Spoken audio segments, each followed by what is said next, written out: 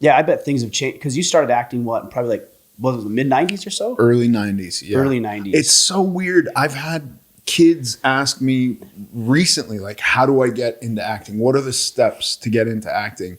And I truly don't know today because when I started, I had a hard copy of a photograph and I would actually put it in the mail and send it to people. Isn't that crazy to think about? And like, I don't think that, I mean, I know the post office still exists, but like I haven't sent a letter to somebody in 15 years or something like that. I don't have I don't have a tangible picture of myself anywhere. Right. It's everything's boxes digital. of them. Yeah.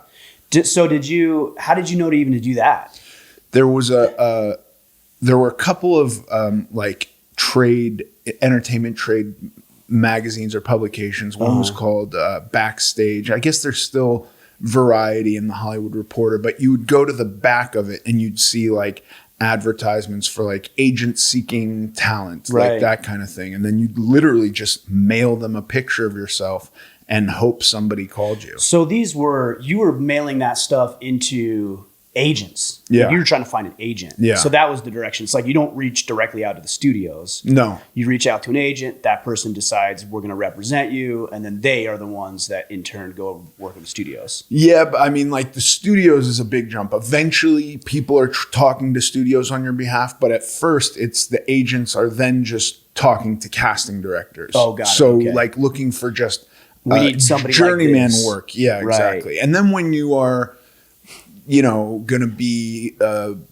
part of the lead of a television show, then you're talking to studios. I don't know that they ever got to the point where they were talking to studios on my behalf for film. Right. Because that's like even another level up, which I don't know. It's all shifting now. It's blurring. Those lines are blurring. Yeah, I mean, I think about that with like Netflix and just streaming services, Apple, like all these streaming services. I bet it's changed so much. It's wild, dude. I mean, when I started acting, the first job I had was TV. And then that was like the minor leagues and the major leagues were film. Yeah. And so then I kind of went and started doing movies. And so there was like almost a 10-year period where it was like, I would never do TV. I'm a film actor. Right? Oh, really? You felt like it was a step down? It was for sure a step down. Is that like collectively, that's the agreement? Everybody pretty much thinks that? It changes. So that was the mid 90s to the mid aughts. Then it was, working in movies at my level where I made a good living, but you're kind of like a part of a carnival. You're 6 months in Romania and 4 months in Montreal, and you're kind of all over the place. And so at that point, I'm having kids. I've got a wife, and it was, what's a job that keeps me in LA for a long period of time? And then there was a real reevaluation of priorities. And then it was like, oh, TV does that. I'm going to do TV now. Got it. Did TV. And there was a shift at that point where it was like, TV is really good, but it was hard to go back to movies after that.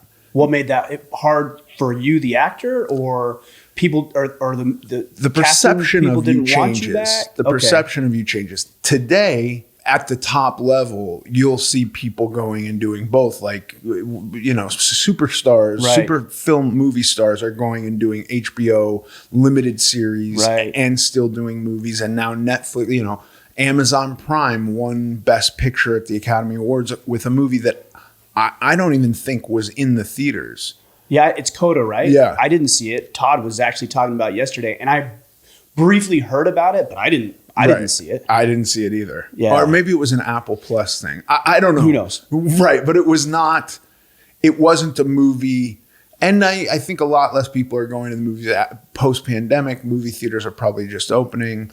That's one of the things I miss the most about today, the present, is I really enjoy the experience of going to see a movie in a theater. Yeah. And we have a very large TV, a very comfortable couch. You can pause it to go to the bathroom if it's long.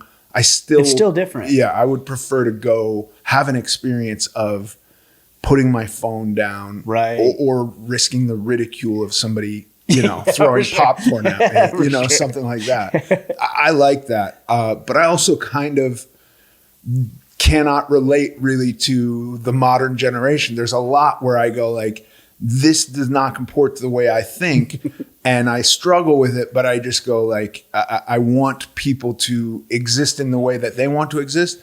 I would also like to be allowed to exist in the way that I want to exist. Sure. You know what I mean? Like, I do believe in this idea of narratives and truth being a rather personal thing.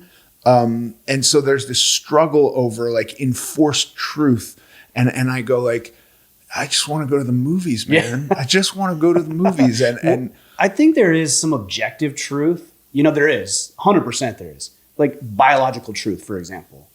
And then I think you're right. I think the overwhelming majority is our perception of it. Yeah. Right. How our values shape the way we interpret scientific data. Right. But even that, like, there is no absolute in science. Like, that's one of the foundational principles of science. That's the point, right? To discover different I mean, we used to think that this was the Earth was center of the universe, right? We realize, or, you know, scientists, the job of scientists is to constantly question and to constantly think up new tests to question data that they believe is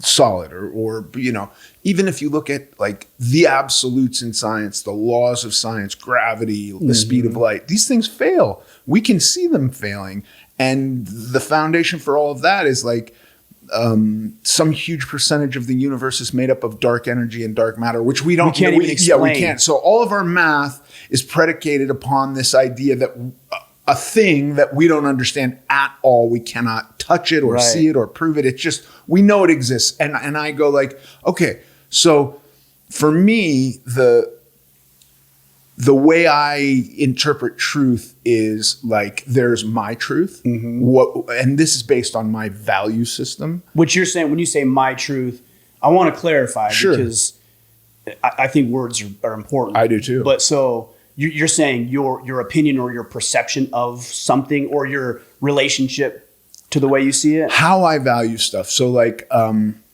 you and I can agree that this is a table. Right. I would say that there could be some, you know, version of a tribe in New Guinea that perceives this as something totally not a table, you know, right? It's a shelter or whatever. Right. But we agree it's a table. My truth is, I really like this table. That's my truth. It doesn't have to affect or have anything to do with your truth. You could hate it. But so this is the three truths: my truth, your truth, and then truths that we come to terms on and agree upon. And usually I would think that science would have this through line of things that we can agree are true, regardless of how we value them. But I think that's the point I think you're making right there, is that our value systems, to me, seem so polar opposite in a lot of cases. Yeah. You know, we had dinner with some friends the other night, and I can't remember who brought it up, but they had said that there used to be a time in politics where, you know, one side of the aisle might see it this way and the other side of the aisle might see it this way, but the value system was very much the same. It was just how that got completed, right? Yeah. And now it seems like, to me, the value systems are not even, like, we're not even speaking the same language. Yeah. For me in politics, I don't trust any of them. I think it's all a giant show. And I think what happens outside of like CNN and Fox is like, if we look inside the sausage factory, I believe it's pretty gross. And I think that they then come out and have this way of behaving in front of their constituents that I perceive as being really dishonest. So I agree with what you're saying. I do think there is a wedge being driven into these value systems of like, this team values X, but I don't think that's true either, because I don't think any of it's being presented as a value system. I think it's being presented as it's become religious, like these political ideologies. Completely. I love religion. I think I think there's like really valuable things in religion. That doesn't mean that your and I's interpretation of what God is has to be exactly the same. And I think that's fine too.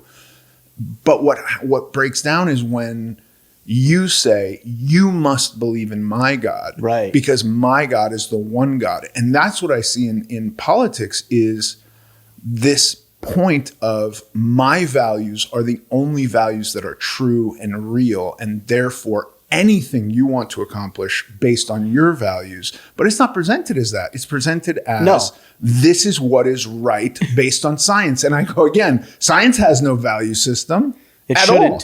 Right? It shouldn't be politically driven. It shouldn't have a value attached to it. It's just taking the preponderance of evidence and saying, this is what happens if these under these circumstances, this is what will occur.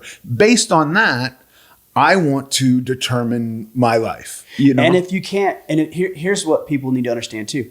If you can't prove it, then it's not science. It's not scientific. You might take it through that process. You're like, well, I don't know, but it sounds right. No, that's not scientific. Yeah. That might be your perception. That might be the lens you view life through, there is some value in that, but it's not scientific. Right. So let's not conflate the two. And even if it is, let's talk first and foremost about what the objective is, because the objective behind it is really important. Just throwing this is science as a tag onto anything, I go like, well, I don't care.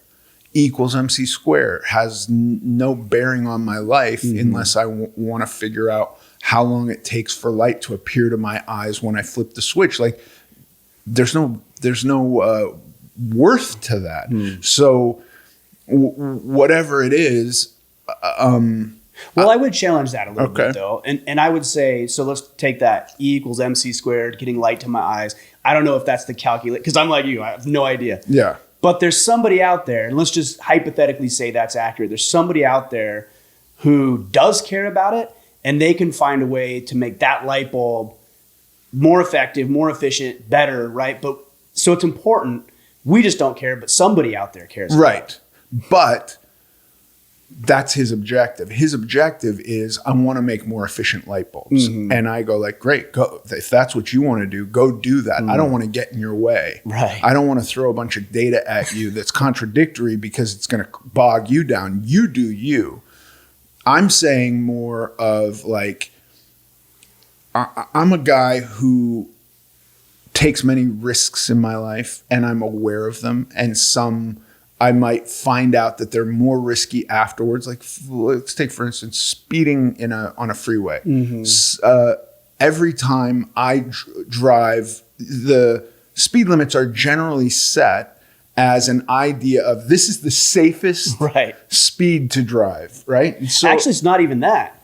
It's the most amount of risk we're willing to accept for getting from point A to point B. Right. Because the safest would be don't drive at all. Exactly. So this is an area where it's like science says don't get in a car, because if you value life, you would never get in a car, right? And I go like, I can weigh the value of my life and put it up against the science that says don't ever get in a car, which is total BS, because again, there's no value to science. It's only going to tell you that your risk goes up, right? It's not saying you're absolutely going to die if you get in a car. So you can apply that to anything. So at the beginning, I just go like, let's get out of the way with all this value and stop speaking about it in a religious way.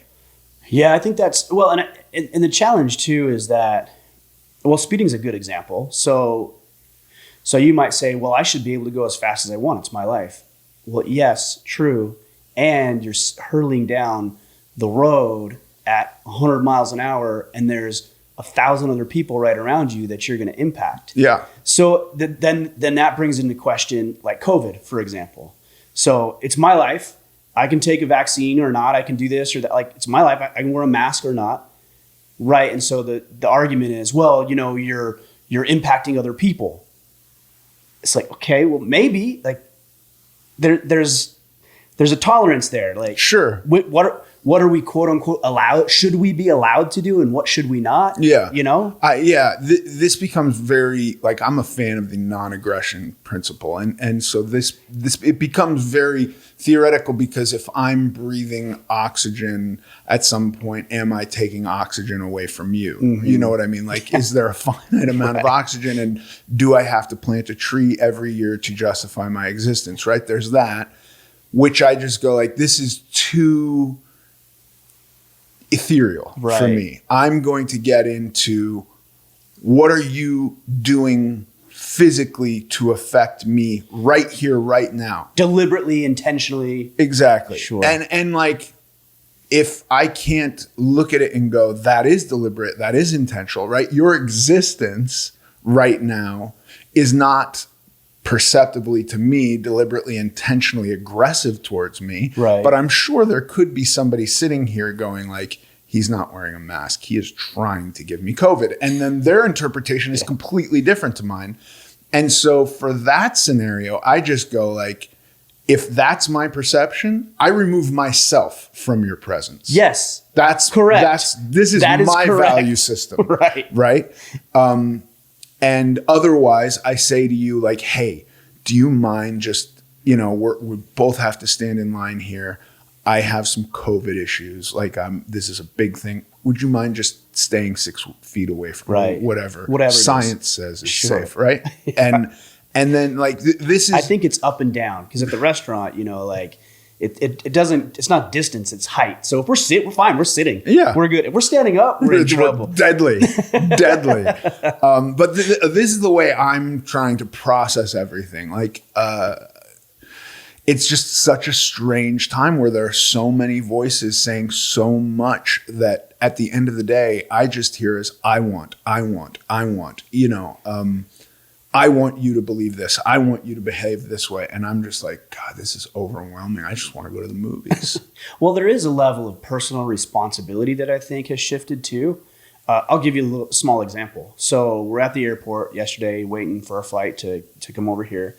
And I didn't have my mask on, and I sat down. I'm like, I'm sitting down. And I'm like, I don't have my mask on. And this elderly couple came, and they had their masks on, and they sat literally right by me. And then I heard them sneering at each other, like, this guy has a mask on. I can't believe it doesn't. And I didn't say anything, because I don't need to get in fights with elderly people at the airport. That's not something I want to do. Yeah. I didn't say anything, and I didn't put my mask on. But in my head, I was like, they came and sat by me. Like, if it was that big of an issue, they could go sit somewhere else. I also think this whole thing falls apart because had you had a bottle of water in your hand, does that mitigate the whole thing? Right. Does their risk disappear? Because in the airport, I travel a lot too. In the airport, if you're eating or drinking, your mask is off. You know what I mean? Nobody's asking you to chew or swallow with your mask on. You're having a beverage, you're taking I have 4 kids. One of them, and it's wild to travel with her. I tend to be a guy who's like, the airline, I'm in the airport has asked me to wear a mask, I'm going to wear a mask, right? If I'm allowed to I don't like wearing masks. If I'm allowed to take a mask off to have a beverage, I'm probably going to have a beverage with me the whole time and not have a mask on. It's going to take you 3 hours to get through a bottle of water. I just like, if this is I'm in your spot, if this is what you want, fine. Here I am. There's no masks in my house, and I always have to get a new mask now when I go to the airport because I don't like them. Right. But I have a kid who has gone through this. She's 22, and it's not antagonistic at all. It just doesn't exist for her. She has no this whole like, it's almost like the pandemic didn't happen for her, where I'm like, we experience the same thing together, but you are never doing this as a point to get across to people. You're never fighting with anybody about it, but you also never have a mask on. Like, what? How are you doing this? Because I envy her a little bit. I mean, she's also. You said she's 22. She's probably relatively healthy. So we're not even looking at it through that lens. No, like, but I mean, relative. like, she's not even looking through that lens. Like, she's 22. I have a 17-year-old who wants to fight with people. My 17-year-old is like, watch this. Like, I'm going to show you my face and you say something and I'm going to say something back. And I'm like, please. The whole script we're is already. we're in an airport. Like, just like, why do we have to do this? Like, it's more of a hassle to do what you're doing. And then we're with this other kid who's just like, what? Oh, mask? Oh, yeah. Okay. And then she'll put the mask on and then I'll blink and the mask will be off, but there's no fight in her at all. It's really wild. Isn't that weird to see how different all of your kids are? Because I have 4 kids too. Mine are younger, so they're all in the house still. And it's so weird to see their personalities. I remember this was probably a year and a half ago. We were at church and everybody had their mask on. And I'm like, well, I'm not wearing a mask. Like, I'm not doing it. Right. I'll sit away from people. Like, I can respect that. Yeah. You know, you sit away from me. I'll stay away from you. We won't shake hands. We won't pretend like we like each other. Like, it's cool. And so we sat down. We're the only members of the congregation that didn't have a mask on. And my daughter was like, people are looking at us. I said, yep. And that's going to happen. She's like, should I put my mask on? I said, you can if you want. Yeah. And she was, I think, 7 or 8 at the time. I said, you can if you want. She's like, well, I don't want to. I said, then don't. But there's a risk associated with that. And that's people are going to judge you. Right. You're going to risk, maybe ostracization. Maybe they'll ask us to leave. Yeah. Like, you don't have to do that, but there is a risk to doing that as well. Sure. Yeah. My youngest sounds like this kid you mentioned, and she is the mask police in our house. Really? And it really isn't that she likes wearing a mask. It's that she doesn't want to experience the hassle. And so she's just like, listen, Dad, you got to get this one in check because she's going to fight with people at the airport. And then the other one, she's just out of it and doesn't know there was a pandemic. And so you got to get her in check too. And I'm like, how about you do that? I'm going to let you have that. And she's like, I'm the kid. They don't listen to me, So she's trying to win you. She's the negotiator. Yeah. She knows how to work it. Yeah. That's awesome. Do you have 4 girls? 4 girls, yeah. 4 girls. 4 girls and granddaughter any day. Oh, really? Yeah. How's that? I mean, you don't know any different, but I don't know boys. Yeah, that's what I'm saying. And like my experience, there were certainly boys around when the kids were younger, and now there's a whole new set of boys where I get to experience like sons-in-law, which is really, really cool because I have probably a very different relationship with them than I would have had with a son. Sure. I did very much want a son with the last 2, and the 2 youngest girls are named after my father. My father's name is William Frank Suplee, and they are named Francis and Billy. Oh, that's cool. And so I got to do that, which I wanted to do. And, but there's no trying to force like masculinity upon them. They're still very feminine gals. But I did always want a son. And so now I've got 4 girls. My odds of getting a grandson are pretty high. And I get sons-in-law. Yeah. And that's wonderful. Yeah. No, that's cool. I've got three boys and a girl, and it's amazing. Not only are their personalities different between them all, but there's a distinct difference that is not societally constructed between my boys and my daughter. 100%. Yeah. And it is so it's actually fun to participate in all of it. Yeah, I struggled with nature versus nurture because I assumed before I had kids that the way we raised our kids would be the predominant factor on who our kids became, and I don't know that I sometimes think about kids like. For me, having kids was the most profound thing that's ever happened to me. And so I don't know what's true for myself. I haven't gone this makes the most sense. I'm going with this, but there's is it spiritual? Is there a spiritual connection? I want it to be that. I want to have a spiritual connection to these people. And then I go, maybe it's just biological. And it's just my genetic instinct is this is the most valuable thing on earth and I must protect it and make sure and nurture it. So I've thought about that. And there's other animals out there. Let's just say it's biological. Yeah. And there's other animals out there that aren't like that. Right. Especially for the male of the species. Yeah, sure. There right? males that will eat their kids. Their kids. Yeah. So I'm not convinced that it's just, oh, well, it's just nature, because to me, I'm thinking, well, if it was just nature, I'd eat my children so I can have sex with my wife again. Right. Or the other 100 other ladies around that I see. Yeah. So there's more to it than that.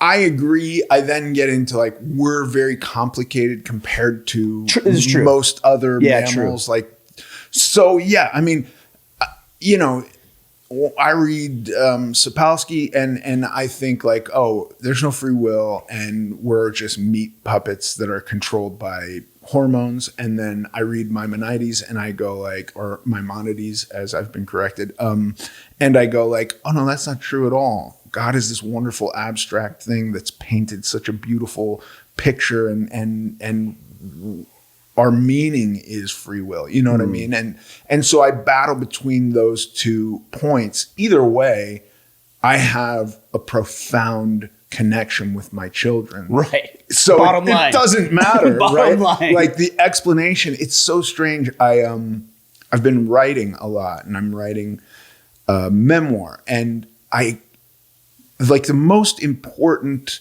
thing that I feel I could talk about is my relationship with my wife and the really massive shift that occurred in my life due to that.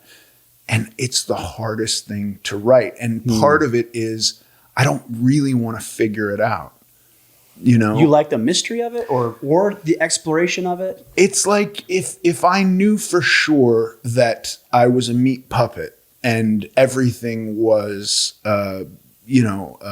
chemicals that were going to do what they were going to do regardless, right? If I knew that for sure and I figured that out, would it make me feel apathetic about life, you know? And so in the same way, if I knew for sure what this dynamic was, that the effect of my wife having on me, if I spotted it, if I could then reproduce it, like would that change my course? I don't know. It becomes a very tricky thing. I find myself writing about it and going like, I don't want to go down that. It's interesting. My life is so, I went from having these like split second fantasies as a kid of like what life could be. And then immediately it all seemed like a Marvel movie. Like, stop. That's not for you. You're never going to have that. That's fantasy, right? And so to wake up today and go like, oh my God, the fantasy is like, all that stuff I dreamt of has happened and it's real and it's better than I could have ever imagined it. I don't know. It's like a scary thing to analyze for me.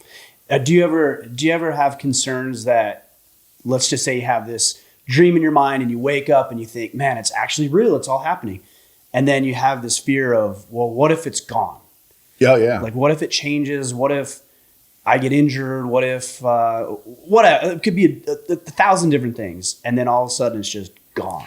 Well, I do. But I happen to know for sure, and this is where I feel safe. And this is where like agency plays a big role in my life. I know for sure that I could wreck it all. And so I existed in a way for the first half of my life, wrecking my life, constantly wrecking my life. And I was succumbing and I was just going in a downward spiral, basically.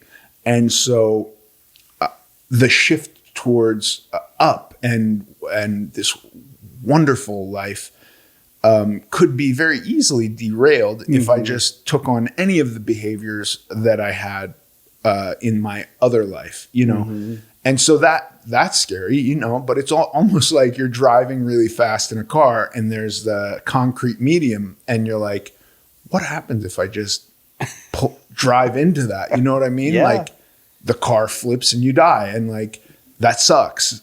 I'm not going to do that. You know what I mean? Right. It's kind of one of those things. Like looking at the subway in New York, you know, that third line is like, you touch that, you're dead. Like that's a game over. But like, what you can't, I can't help but like visualizing like, yeah, you jump down there and you bend down and you grasp this thing and you are fried, Lights right? out. I get that picture and I go like, staying away from that. Right. You know what I mean? So that I do have that fear only because I existed for so long in a way that would destroy my life today. And I'm so much happier now. And it's something that's so valuable to me that I would not, it's not worth it. The trade-off is not worth it. Do you tend, when you think about that fear, do you tend to be somebody who, well, here's the two camps I see, and I know there's a variation of all this, but here's the two camps I see. One camp is like, get while the getting's good. Like, things are awesome right now, so I'm just going to live life 1,000 miles an hour, do everything I can right now, because one day it might all be gone. That's one side. The other side is, well, it could all be gone, so I'm going to hedge all my bets. I'm going to play it safe. I'm not going to push myself too far, a little bit, but not too far to risk any of this. And so it's more of that conservative crowd.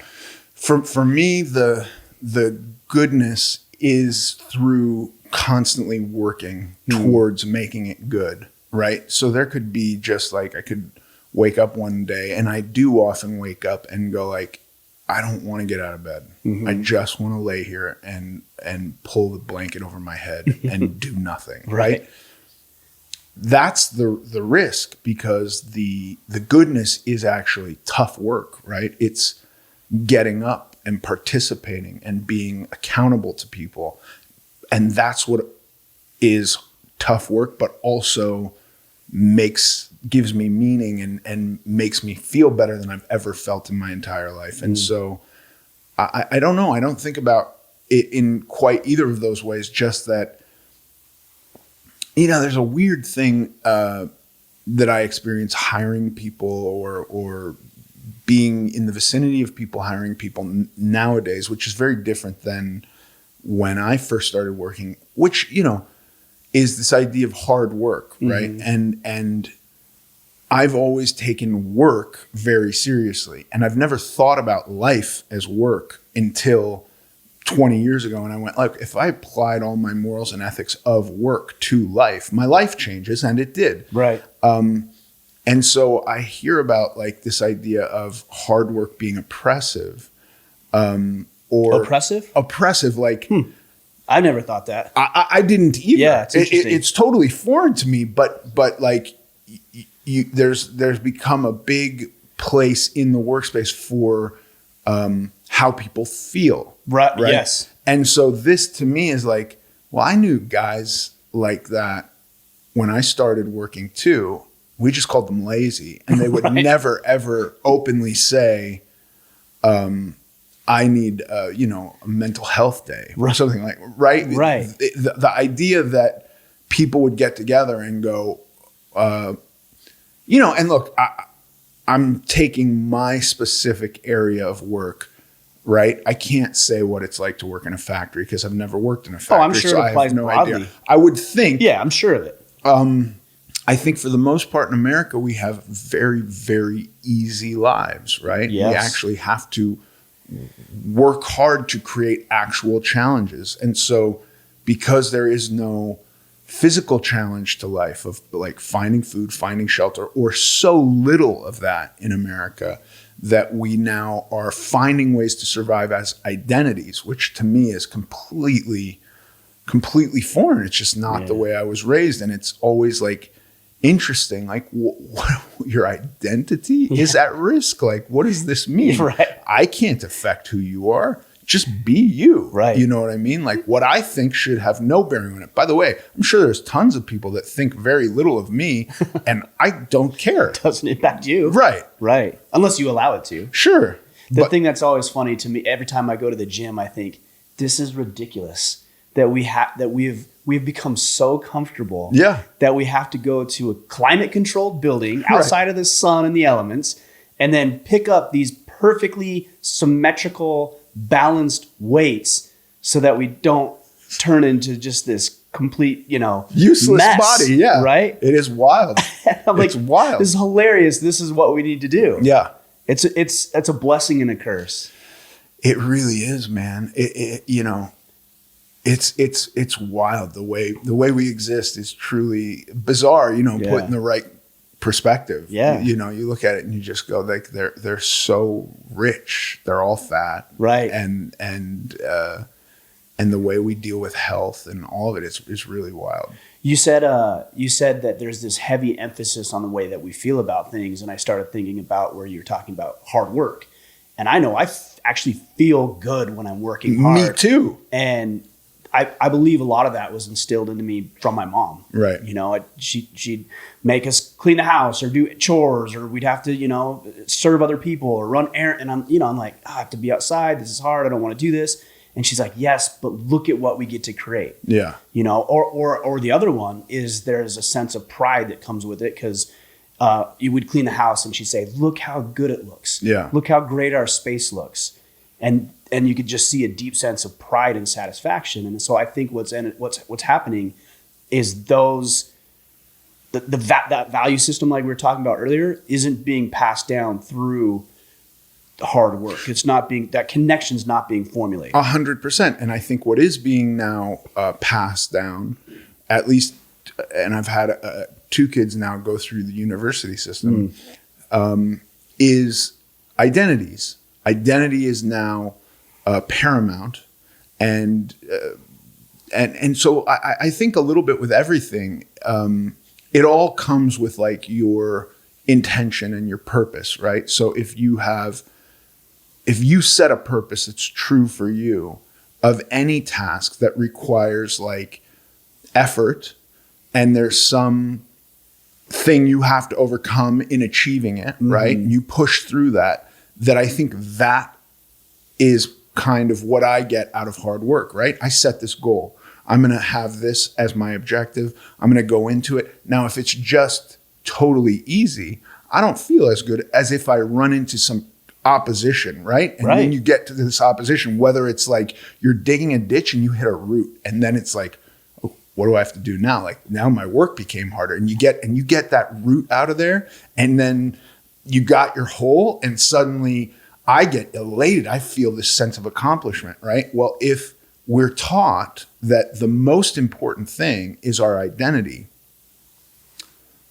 I don't know how, then it all falls apart, and it's all just like subjective. Everything is subjective, and it's not subjective in a way where I go like your perceptions of reality, right? We can agree this is a table, but I need you in order for my identity to be safe. I need you to think it's the best table. I need you to think that there could be no better table than this, right? And so if you don't, my identity is at risk. And that I just go like, we can't win. How do we win? That's really interesting. I hadn't thought about it but I think about that with, the big one now is transgender issues.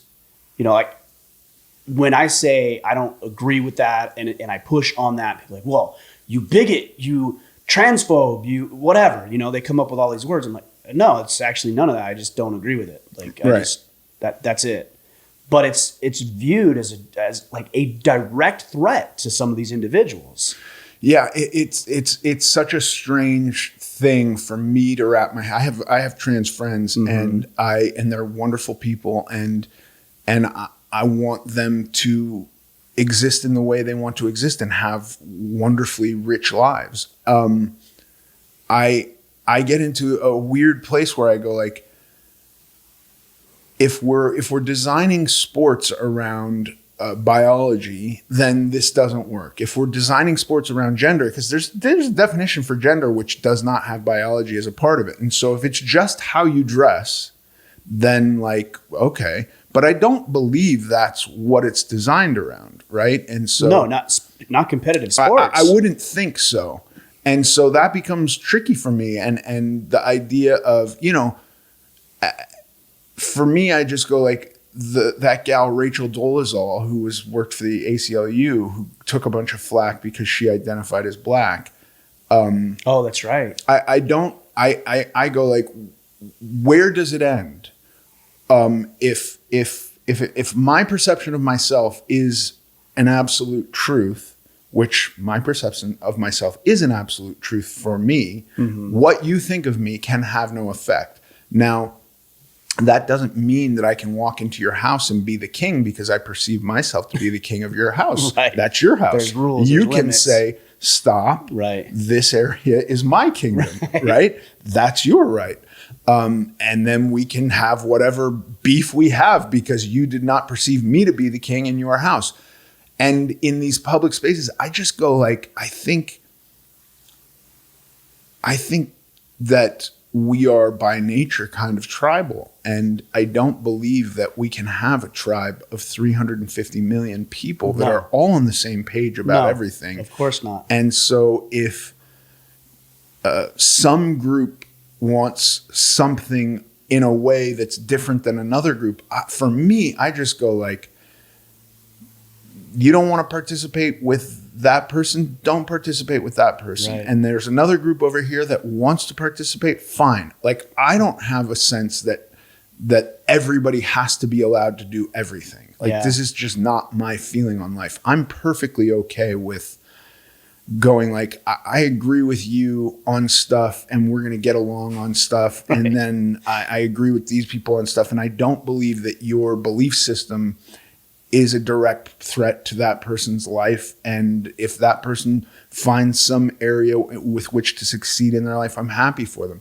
You know, stuff like bathrooms, I think there are going to be creeps no matter what. Mm-hmm. And so I don't think it would make sense to have somebody checking underwear at a bathroom, right. Checking genitals. That to me makes no sense. And if a bathroom is designed for people to sit down and people are sitting down, if there's a creep, we deal with the creep. You know what I mean? But I think one of the problems is, and I want to talk about it more broadly maybe, but is that you can excuse yourself from things that you don't like, right? So public schools is a great example. So I don't agree with the direction of the public school system. I don't think it's designed for the best interests of our children. I don't think it's the best form of education for our kids. I don't. And so we as a family have made the decision. When I say we have made, my wife and I, not our kids, my wife and I make those decisions, have made the decision to homeschool our kids. And so we've taken ourselves out of that environment. That's our right to be able to do that as their parents. And so you could do that. You could say, well, we're just not going to go to the bathroom. We're just not going to go here. We're not going to go there. We're not going to go to this place. We're not going to go to Disney. Like we're not going to do all these things. And then what ends up happening is all of that you absolved yourself from ends up drifting towards a way that you don't agree with. And you have to participate in that to some degree. It's like, where's the line between saying, no, I'm not going to participate, so I'm going to extract myself from that, but also be involved enough that you can maintain a direction of the culture that's going to serve you and yours best. Yeah, I have no desire for the culture to go one way or the other because I already don't think my ideals for myself line up very well with the culture at large. But aren't you? I mean, that to me seems a little foreign because I would like to see culture go in a certain direction because I have to play in culture. Like I have to live in this. My children have to live in this. You see what I'm saying? I do. I just don't think that we're going to ever. I have no desire for people to behave the way that I think is correct in behaving. I just don't because I don't think they ever will. I don't think in mass they ever will. I'm not. When we think about, I like these two questions. Do you believe that we have a democracy? And do you believe that we should? I answered no to both of those questions. I do not believe that we have a democracy. And I have no faith that the mob is going to determine what is best for me. So if 51% of the people today vote for slavery, I don't think slavery is right. Sure. I think the culture ebbs and flows. We could think about rape. A couple hundred years ago, rape was thought of as a transgression against a man and his property. Really, what occurred to the woman was inconsequential. It was, and we as a culture have shifted and gone like, rape is really not cool. You have now harmed that person. And what occurred to the man is the husband is completely irrelevant. You have transgressed against that person. That person has rights to their body as property or whatever, right? That's a cultural shift that did not exist a couple hundred years ago. And for me, that's a good one.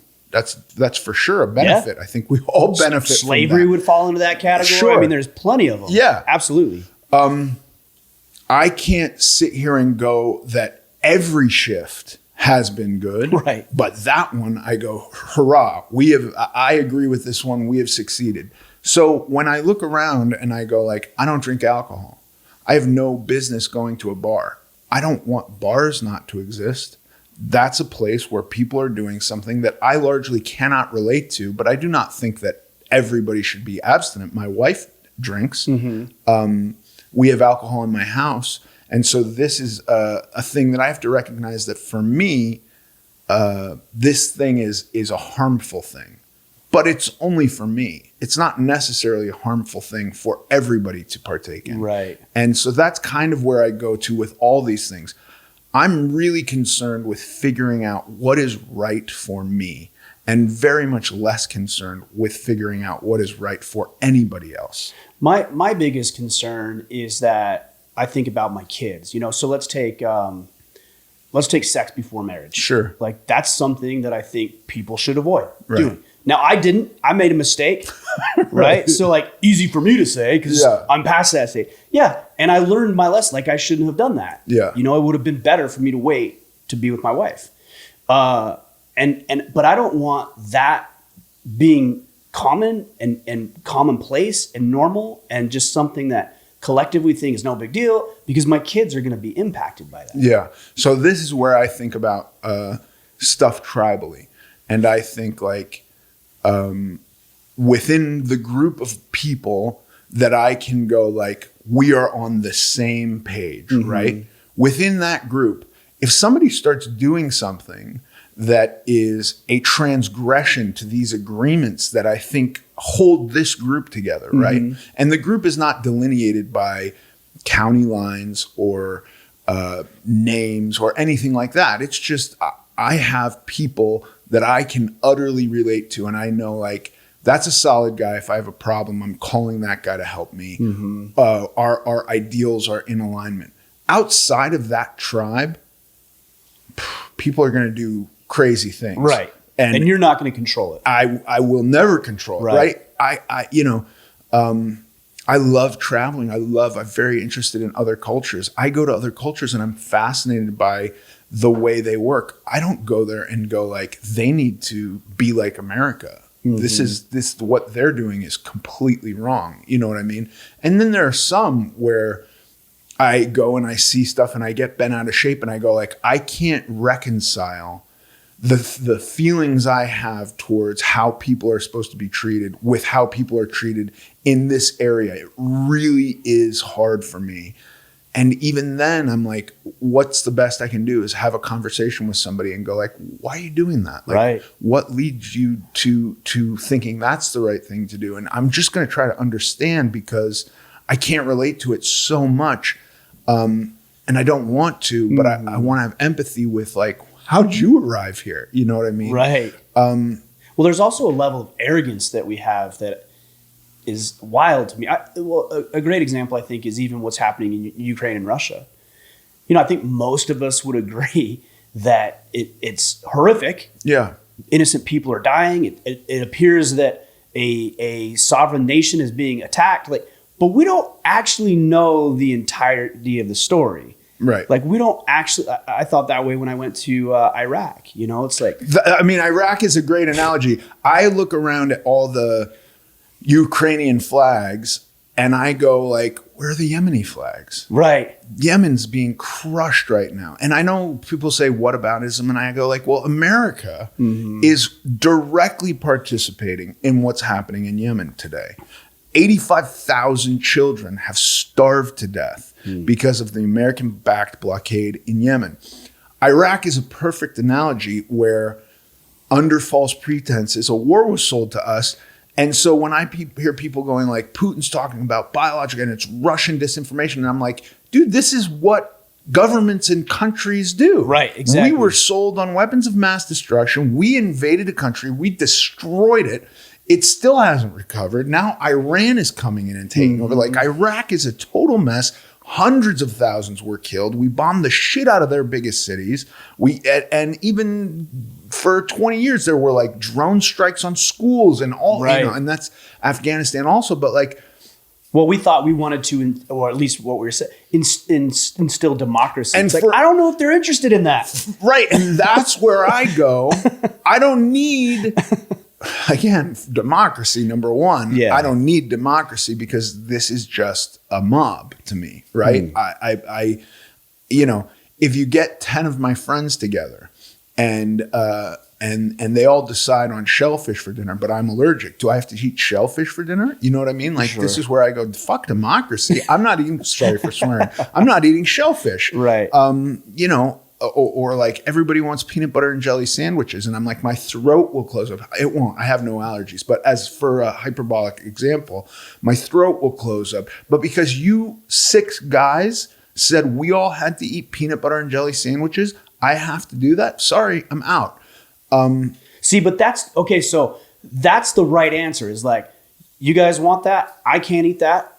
Please have it. Yeah. Right. You guys have it. But what everybody else, not everybody, what a lot of people do is like, sorry guys, I can't have that. So you are forced to eat salad. Right. And everybody else is like, well, we don't want salad. Right. So now the one controls the many. Right. Is that any better? No. Right. No, definitely not. This is why I am utterly unconcerned with the way other people behave, unless it is in telling me I have to behave differently. Got it. Yeah. And there's and I could totally see the argument where people are like, but people are gonna rob and steal and do all this stuff. And I'm like, they do anyway. You are gonna have to be prepared for that anyway, because that's gonna happen. You could have all the law, you know, cutting people's hands off, chopping people's heads off, whatever you want. They're gonna be criminals, right? They're gonna be people out there stealing and raping and murdering. Get good at not letting people steal and rape and murder from you.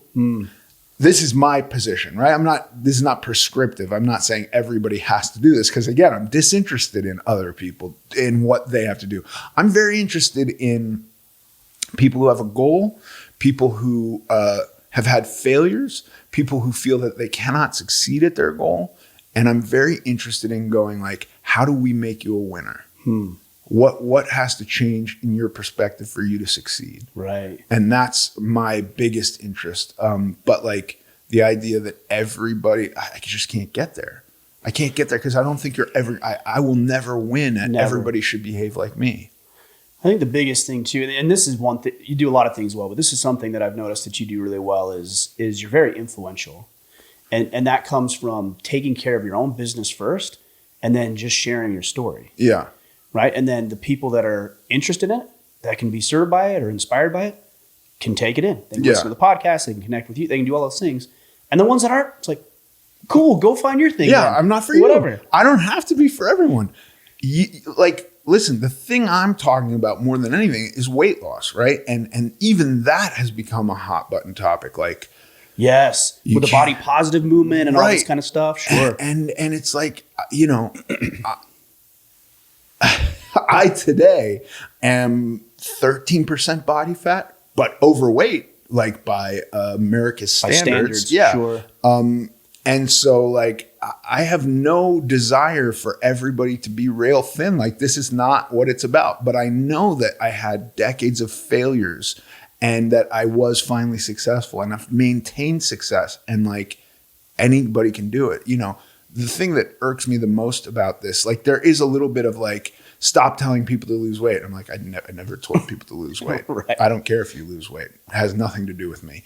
And then there's another thing that gets thrown at me a lot, which is you're an actor, you have a private chef and a trainer and a private gym. And I'm like, I have never had a private chef. I have never gone to a gym that's empty but for me and a trainer. I had a trainer for a little while in 2004 because my wife said, you have to go to the gym now. Like, you've been losing weight for a couple of years, go to the gym. Yeah. She had to hold my hand and drag me in there. It was mortifying. And then when I got out of him, like this idea that exercise is fun, I didn't need a private trainer anymore. Right, sure. And so like I will walk anybody through that process. Like show up at a gym, exercise, like feel better. Fuck what everybody thinks. Again, I swear, I'm sorry. I don't okay. like to swear. It's really okay.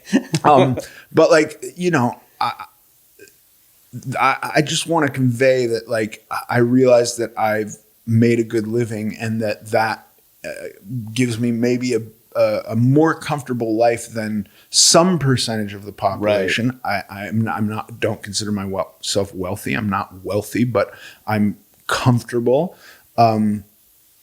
It's all still been very hard. Yeah. And it has only come about, like any change I've experienced has only come about through my hard work, through beating myself and beating my compulsions and my bad habits and all of that. And like that anybody can do. You know, you can lose weight eating McDonald's. You can. Sure. Well, it's just an excuse. Yeah. Right? It's like, well, you have a private chef. Cool. So go get a private chef if you think that's the answer. Right. Like nobody's saying you can't have that. Right. But also, I know that for me, if I had a private chef, I don't, that I'd still eat all the junk food. Yeah. And I'd have that food for sure. And then in between, I'd run over to McDonald's and get a Big Mac or whatever. That's right. So it's not the private chef. It's not the train. You can go to the trainer and you got a trainer and then you can eat like garbage and undo all of that work you're doing. Yeah. It's all... at the end of the day, I do believe that people are only going to benefit from the work they put into stuff, you know? And again, I say that and I think like maybe that's not absolutely true, but just like science isn't absolutely true. Like there are going to be outliers, right? Okay. I don't know. That seems pretty absolutely true. The results will vary. Sure. You know? Maybe at Jeff Bezos's level, he like goes to sleep every night and they put injections into him and he just like sleeps through a workout. Like maybe, I don't know. He's looking pretty jacked from where he started 25 years ago. I assume he's in the gym a lot. Yeah, I would assume. Yeah. I would assume he's got some great doctors around him as well. But like, this is one thing you hear about, even testosterone. Right, as guys will say, "Oh, you're juiced up. You're just taking testosterone, whatever." Okay, well, even if you are, you still have to go to the gym to make it beneficial and useful. So it's and just going to the gym. By the way, like the most profound health effects for anybody who is confronting massive weight loss, the most profound health effects happen just in the first 10%. You still get health effects the whole way down, but like. If you just want like a huge dose of health, if your goal is health, my goal was not health in the beginning, but if your goal is health, then 10% and exercise alone will give you profound health effects. So you lose 10% of your body weight if you're, have 50 plus pounds to lose and start exercising regularly. You don't have to be rail thin. Right. You will get a lot of health effects. And so it's at that point that I go like, not everybody has to be, 12% body fat. This is impossible for some people, right? But it is work. Work is a part of that, especially in this day and age where food is a text away.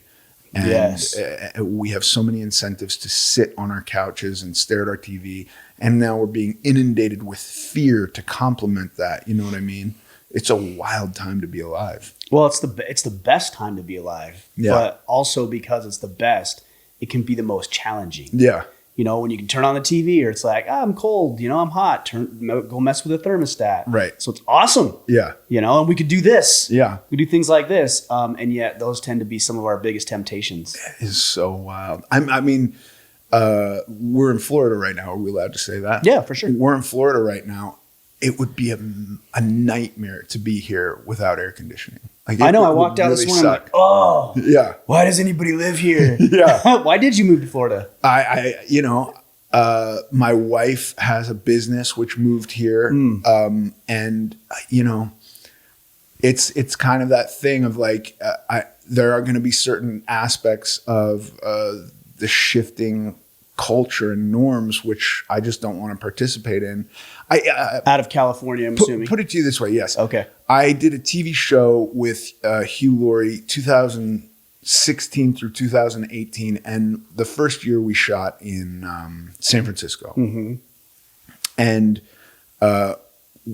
our base camp, which is where they put the trailers and you get ready and stuff, and they store equipment there, was all a lot of the time in the Civic Center right near the Tenderloin, which is like their Skid Row. Okay. Which is the center of San Francisco. Okay. And we had, like, over the course of 7 months, something like 11 dead bodies at our base camp. Really? And I had never had, I think, strangely enough, I'd had a dead body at base camp in Las Vegas once 10 years ago, something like that, which was shocking. Like, I'm sure. There's a car parked right. here and there's a dead body, and then there. they come and they tell you, well, that guy OD'd and it's messing up production. And you're like, holy shit, there's a dead body right there. And that's a bummer. 11. What did I say? 11. Yeah, 11 It was in 11. that 3-year time frame or whatever it was. In 7 months. Well, 7 months. 11 dead bodies where they were yeah. like, we're going to rope this off and you can't go to your trailer. And then there were, and you think about, like, unintended consequences.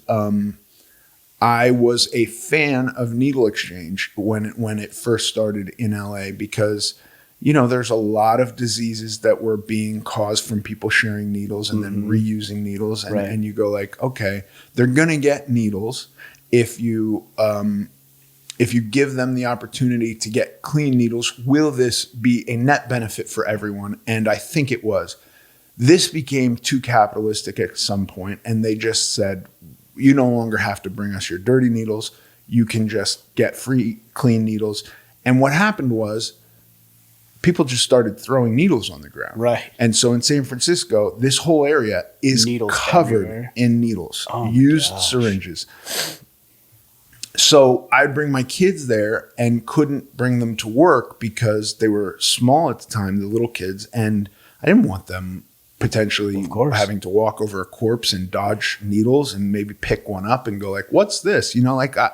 So at the end of the first year, me and Hugh Laurie were kind of so grossed out by San Francisco. We said, we're not coming back here. You have to move the show. And basically, you can pick any city you want in the world, not this but one. San Francisco. Holy cow. We moved the next year to LA. I was like 2017.